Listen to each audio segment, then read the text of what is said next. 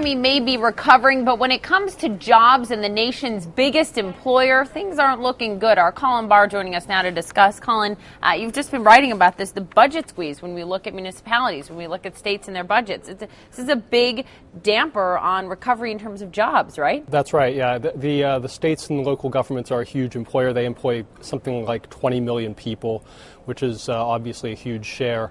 And they've been fairly stable up till now because they had a huge, there was a huge run up in revenue over the last, during the housing boom, and they've been cutting back kind of slowly because that's, job cuts are the last resort. But we're getting to a point where the pain is getting worse. Well, and it's almost inevitable in the monthly jobs report. We see if any jobs were added that month, it was in government, right, in the government sector. And now you're saying we may not see as many layoffs, but we're going to see a hiring freeze there. That's right. A lot of places have already done a hiring freeze, and it's just that, as you go through year after year after year of another year of austerity, you do get to this point where people have to start considering more layoffs. That doesn't mean that we're going to see a huge rush of layoffs, but I mean, there are places like South Carolina and Georgia where they're talking about layoffs of 1,000 or more people. But what can be done with these state budgets? You've mentioned what lawmakers can do in terms of rearranging their fiscal house, if you will, putting money from one allotment into the next in terms of trying to sort of at least stave off some of those layoffs. Right. Well, I think there's a sense that we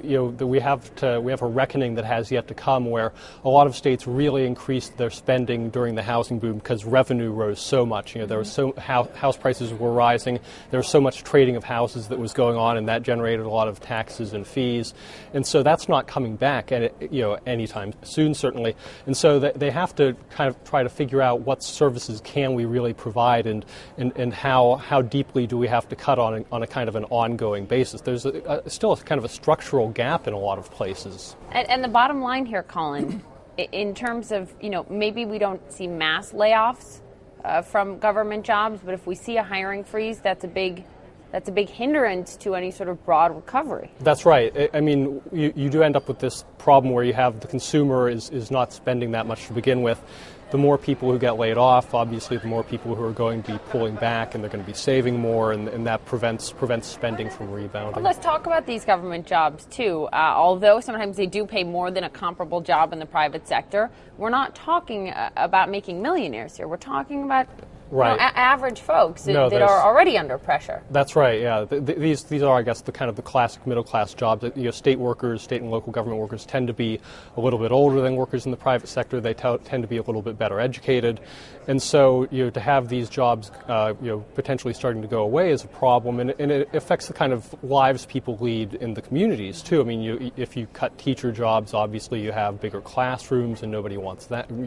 There's so many huge area of debate for years. Right, and so there's just there's a lot of decisions to be made down the line, because we still have questions about pension costs. How do governments fund those? Sure. Workforce is getting older.